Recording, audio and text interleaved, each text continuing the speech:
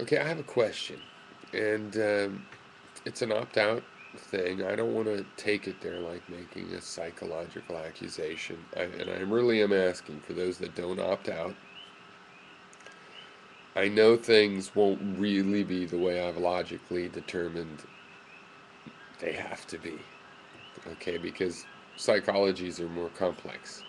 We can have many ideas, they can contradict each other. People can have other ideas in their brain that contradict the one idea I'm drawing logical conclusions from. You see what I'm saying? So I don't want to make it a psychological accusation. But every once in a while, we're talking about will. I mean, it's psychological in nature. So sometimes you get questions that are just like, can be interpreted to say, oh, you're a certain kind of person. So I'm trying not to do that, but maybe there's some of that implicit, which I'll admit, and it's an opt out thing. Not like you have to answer this to be logical. But here's the way I see it. If you don't believe in the freedom of will, then that means that the current situation that you are in, there was no other situation that you could be in. That's it. It had to be that way. Now, in my life, I have realized how things had to be the way they were, how certain things I wanted to influence with my will, I couldn't. Things had to be the way they were. Okay. But in general, being a lifelong uh, searcher regarding the will and desiring to grok the will, and I've had these methods, primitive methods that I've mentioned for trying to work with will. Um, I have seen things happen sometimes to me. It's like, wow, that's happened 3 or 4 times, and you know what? I think there's times before that I don't even remember before I could even recognize it.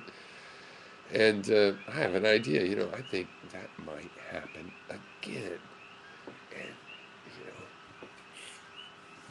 wow. So I think it over and over, things that other people want to drop early, family drama or something.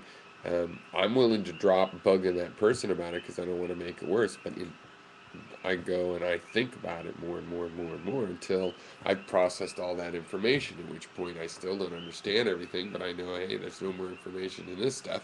Maybe there was once, but I already took it apart getting the first batch of processing out of it. I'll go back to the person. Said they never want to see me again. Hey, how you doing? Usually they do want to see you again, so that works out okay. And I get more information, and I realize, hey, I don't want to see them. And then you use up your information.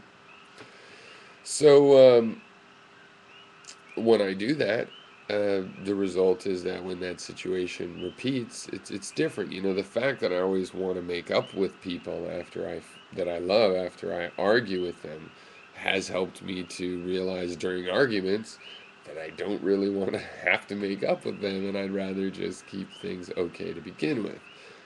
On the other hand, my positive reaction to sharing personal truths, blunt if necessary, with close people has taught me that honesty is important and it's worth risking, the peace. So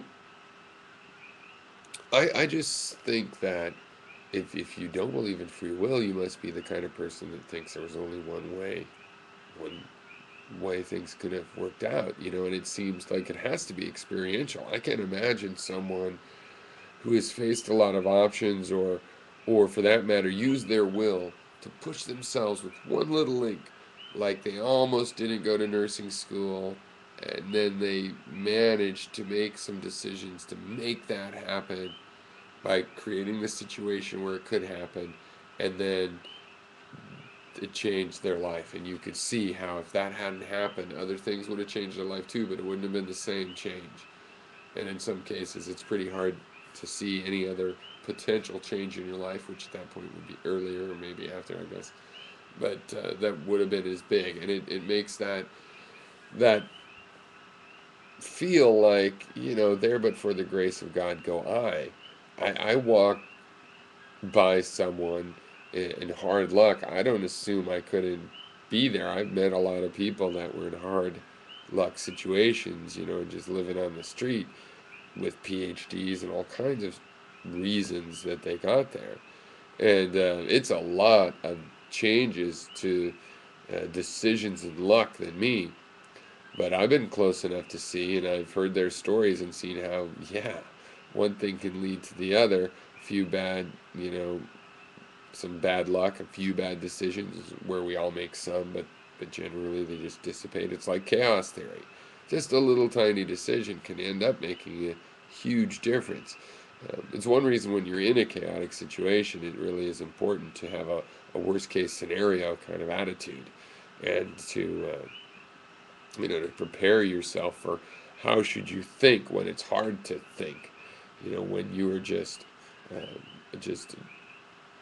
even your will, the part I would call the will, is determined. It doesn't have choice. It's just like it's getting light and noise shown on a part of the brain that goes, okay, do this immediately. It's not a part that goes, let's loop this over. That's the forebrain. So it's kind of determined. If it gets a lot of a certain kind of energy, there's a certain thing it's set up to do.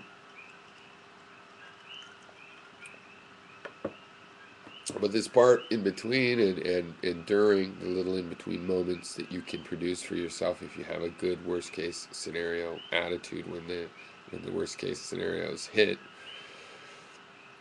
that can leave you to contemplation time. So you can contemplate at least just half a second. By contemplating, I mean take time to look around, take time to think, wait, is it more likely that's going to blow up, or is it more likely I'm going to fall off the cliff? To think for just a second can make a huge difference.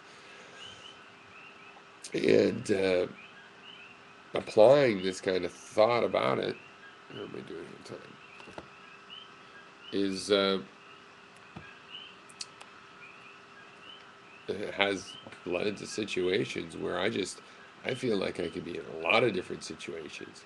I'm not anything. I don't believe I could have somehow been born an Indonesian in living in Tibet. I think that I don't see how that could have happened. But I do see a lot of other things that were, and it's not so much making decisions, it's more like visualizing ahead of time and creating situations, working on the environment that I was in. It's like getting an education means making the environment where you're enrolled in school and near a university happen, and to get there is something else. And, ultimately, the will metaphor comes from the fact that we use our body, you know, to manipulate things, to make this. We arrange things physically. We move it. So metaphorically, it's like we've moved it. But really, when we move things, we're just changing situations. We're changing the environment our body is a part of, and creating situations. And you haven't created situations, but you guys are so smart and kind of accomplished. It's hard for me to imagine. Maybe it's something to do with how you were raised. Maybe your parents raised you well and created your situation.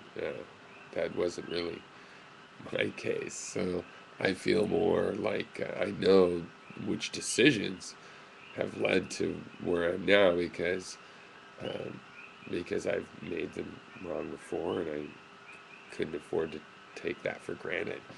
Um, so anyway, yeah, I'm curious your thoughts on that, and also actually would be very interested in if there's a counter thing, like if you think your will is free, then you're responsible for everything, or some similar thing that to you, believing in free will kind of means about your psychology. And just be blunt. I'm doesn't doesn't bother me.